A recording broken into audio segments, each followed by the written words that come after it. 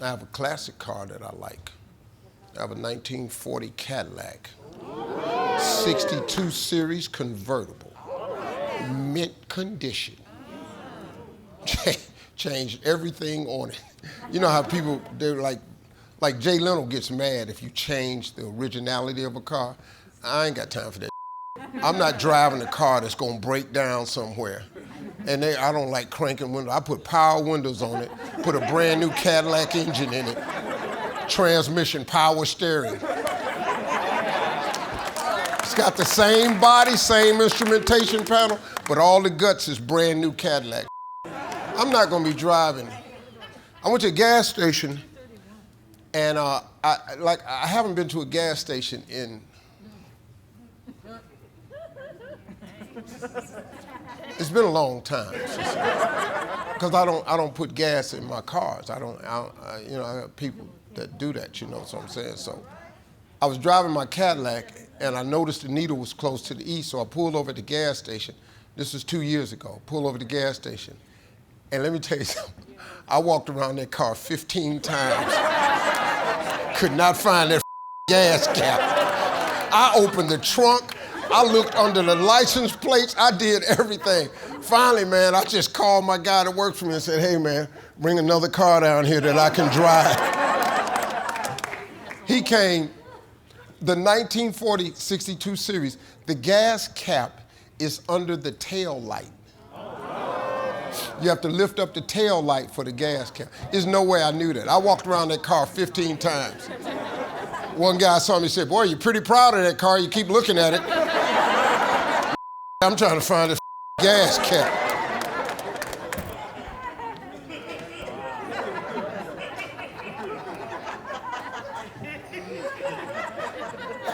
That's a true story. I had an emergency one time in Chicago. I was trying to leave Chicago about 8 years ago. And it's an emergency. I had to get out of town. I couldn't get a jet, so I went to the airport. And I get to the airport and everything's full. And I don't know what the airline was, or it was some small airline. I got there, and I'm in a rush, man. They told me they were charging me for the 2 bags. I mean, what the I done bought a ticket, right? The ticket was only $200-some. They charged me for the 2 bags. Then they charged me because the bags weighed too much. Then they measured the bags, and the bags were too high and too wide. By the time I paid for the bag, I could have flew 3 more people. Then I got on the plane. I'm thinking I got a first-class ticket. They said, no, we don't have that. You have a first-row ticket. The wall was right there. I had to sit with my legs open. I'm 6'2". Then I had the nerve to ask the flight attendant for something to drink. Excuse me, sir, we don't serve on this flight. I said, wow, man. That's like really. Well, I'm gonna tell you something. Stop believing everything you see on Instagram. You see all these young entertainers flying private and all of that. That's not what they're doing. They're renting these jets. They have deals on private airplanes where you can buy a seat of a plane going somewhere for $400, $500, $800. If you get there early, you take pictures on the plane. Do you know it's people that's renting, it's people out in LA, all over LA, rent their planes out for $3,000 for photo shoots. They do it all the time. Stop believing that you see all these young people getting on these private jets, living this lifestyle. They can't afford that. If you take a G4 from New York to LA round trip, that's $75,000. You can't live like that. You're not making that kind of money. This Instagram is such. I know these people, I know what they got. You can't fly private like that. That's expensive. Stop believing everything you see. It's so fake, man. I know I got a partner that owns a jet, and he don't even fly it no more. He just rent it out for pictures. Wow. He said, man, Steve, I'm making more money leaving this plane sitting here. I said, how much you think you make a year off your jet? He said, almost $4 million. Almost $4 million in pictures, taxiing. If they taxi the plane, they charge you like it takes off. You see people on there, if they circle the airport, they charge. It's people that go around in a circle so you can see the cloud, and they land right back. This guy's making $4 million off his airplane. It's crazy, man. Anyway, just a little inside information. So we're coming from the ranch yesterday. I'm driving back. Ranch is about an hour, 20 minutes from my house, right? So we're coming up 75 North. I very rarely drive. And there's a Hoove lane and express lane, but it says you gotta have that little Georgia Peach pass. I don't even know what that is. I ain't never had one, I ain't never seen it. I just go where I wanna go. I ain't never really give a damn about no pass. So the lane is open, so you can get up 75 North a little faster. So I said, well, baby, we're gonna get in the lane. She said, no, we don't have that pass in the window. I said, okay, pass. Let's just drive over there. Steve, we're gonna get a ticket. We got ticket money. Well, what the is... So the fine is $25. I'm like, what the We can get home quicker, we just pay the fine. So I called my driver, who was off. I said, hey man, let me ask you a question. If I have this Georgia, don't have a pass on my car, can I drive? He said, well, Mr. Harvey, you have one on your other Sprinter, but if you go through it, when they discover you have another one, they'll apply the fee to the one you have on your other car. So I said, okay, cool. So we drive a few miles, and it's another interest to get on. And we've been creeping along in this traffic. So I get over, she said, what are you doing? I said, I'm gonna get over and go in the Georgia Peach fast lane. She said, Steve, we don't have a pass. I said, just call the driver. He said, well, Steve, I don't want to do that because it's not in our window. Hard as I'm working, how come I can't drive over here with everybody else? They blowing by my ass. I'm sitting up here crawling because you trying to save $25. I said, baby, if it's $1,000, let me just pay this. Steve, don't get in that lane. Now, guess what? I'm scared of her, so I didn't get in the lane. So, yeah, fellas, I don't care who you are, how much you make, what your job title is. I ain't in charge of You want to be an entertainer, yeah. Entertaining other people. Right. You want to make a lot of money, but you want to entertain and don't want nobody to know it. Let me ask you a question. Who gonna give you the money for entertaining them if they ass don't know it? It just come with it, man. I know you don't want it, and cause I don't, but it come with it. I can tell you right now, man, if I could make the money I make selling tomatoes, I'd do it in a heartbeat, so I could stop being famous, cause the price for fame is too high now. But that ain't how it work. And then really, I probably wouldn't do that no way, cause I don't grow no tomatoes. I'd rather come out here and tell these jokes, man. Put a suit on, I gotta get some coveralls and I gotta get fingernails dirty. Let me quit tripping. No, but it's gonna be kind of, unless you can make the money famously, anonymously online, it's young people doing it, but you're gonna get found out. That's the culture we live in today. And it's difficult, man, so. Or you can be Ruben. Ruben entertains people. And that rich. Ruben is rich. No, you're not rich. You got to be. Bro, why do you say that?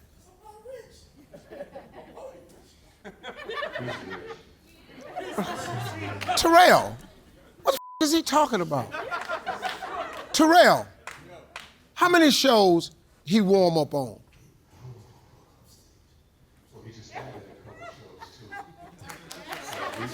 I know he's 15. I know he do 13. 13 shows. Now, let me explain to you. I'm not going to tell you how much he makes, but what he makes a day, I promise you, any of you would take. If I told you what he made a day, I bet you'd take it. Now, he got 13 of these. Well, let me explain it to you.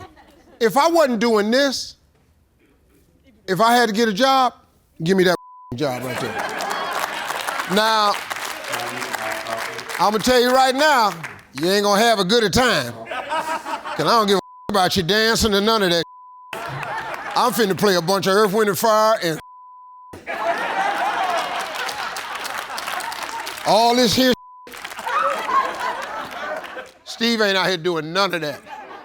My wife is all in with this grandmother too, man. We got all over the house. I come in, I be sitting these big ass box for Christmas, man. She bought these, wasn't for the kids, she bought these giant glass penguins to put around the tree. These giant, they were like 7 feet tall. These giant glass penguins that were blue. The grandkids will love them. I saw the price of these motherfuckers. I hated them penguins. And she was right, the grandkids loved them. I couldn't stand these motherfuckers. If you knew how much them penguins cost me. They got shipped in from out the country in crates. The kids are gonna love them, Steve. Them kids. Little mother ain't working nowhere, give a what they like. That's a shit. I don't never say this to her. I say all that to myself. If I ever say them kids and she hear me, she'll stab my ass. Hold on, let me tell you this. We out in LA for Christmas, right? Guess what the grandkids asked my wife for? No, we want a snowman. Hey, ain't no snow out here. Quit asking for that we got to bring in. We got these penguins out here. Shut up asking for snowman. What my crazy ass wife do? Snow machine. Snow all in the backyard. Hot as hell on Christmas. Well, snow all out in the goddamn backyard. Around little ignorant ass kids. We want snowman. Well, you can't. If you grew up with my daddy, you want a snowman. We not getting a snowman. My daughter got 4 horses. She's an equestrian rider. My daughter has 4 horses. You know what I gotta ask my daddy for a pony when I was 6? You know what he told me? Better go outside and put some hair on that bicycle. I didn't buy myself a car first. I bought my mom and daddy a car first. Bought my mom and daddy a car, then I paid their house off. Then I bought them a house in Texas that they didn't want. I bought a brand new house in a subdivision. It was only like $130,000. Brand new in a little subdivision, a little 2-bedroom, nice, knew everything. Flew them down to Texas. They walked in. Now my parents are old, man. Ooh, go ahead, Dave. Where you get this big house from, boy? I said, Mama, this y'all's. Boy, we can't live in this here house. My church ain't down here.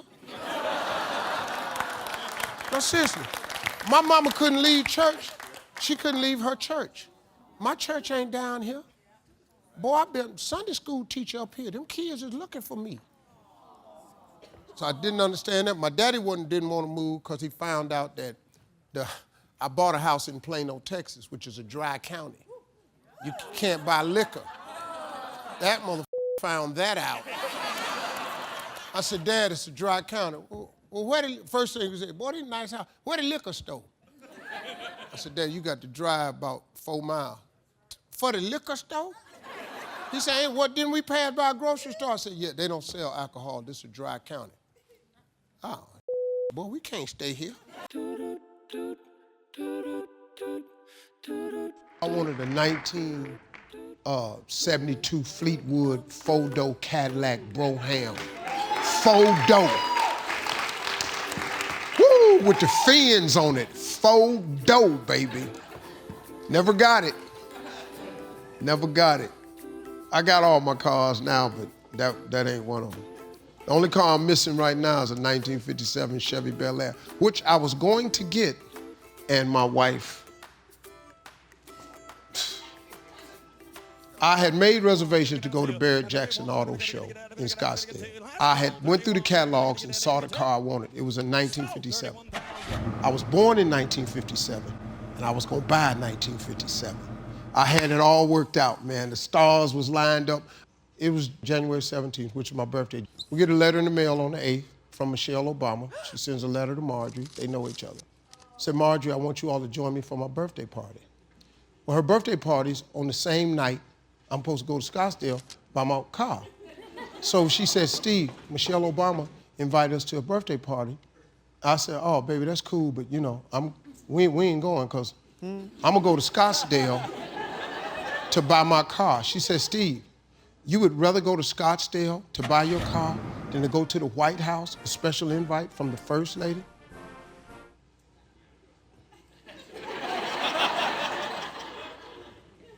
Yeah.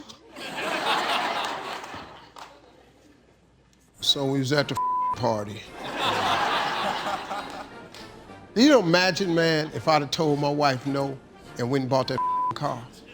Do you know every time she looked in that garage and seen that car, it reminded her of the time she didn't go to the party that the First Lady wrote her personally and asked her to come to? Do you know the pain that car would have provided for me sitting in that driveway?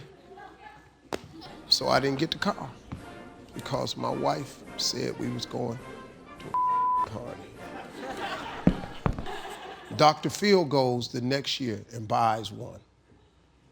He got one in his driveway. Old Dr. Phil. He's going to play golf because we play golf together. Steve, got something to show you, buddy. Got a new car. What do you think? I said, man, you, Phil. He said, that's why I showed it to you. I know that's what you was gonna say. I bought it.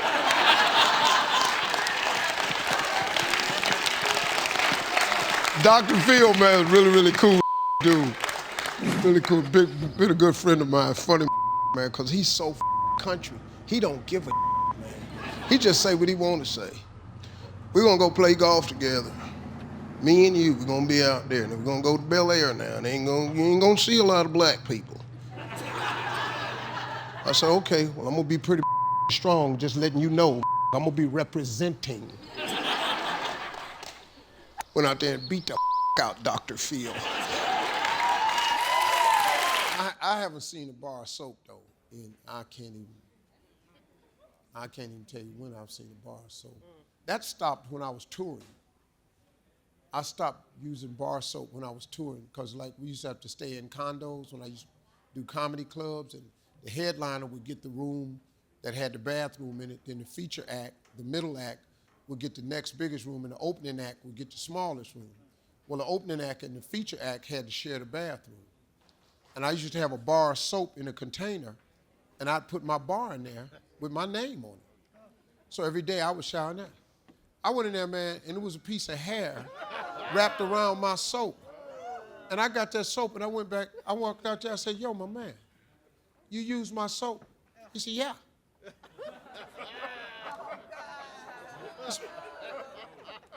I said, you can't use my soap. You know what I said? I just did. I was 28 years old. I ain't got no money. I had nothing to lose. I'm finna show your ass something. I bet you won't use this no more. I lit his ass up. Don't just talk to me like I ain't I just did. I bet you won't use it no more. So after that, I started buying Irish Spring in the bottle, then Dove in the bottle, because I just I didn't like that. And so then Molten Brown. Okay, I'm sorry. Did I just have a rich moment? I said Molten Brown. She said, who? I apologize. I'm sorry. I thought I was just like y'all was going to go, oh, okay. She used Molten Brown.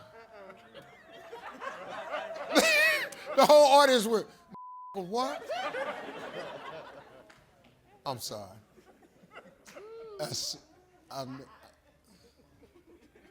Okay, Ruben, look it up. Molten Brown. It's soap. It's just a soap. It's just called Molten Brown. Look up Molten Brown. Molten Brown. What? Molten Brown. I'm sorry, my.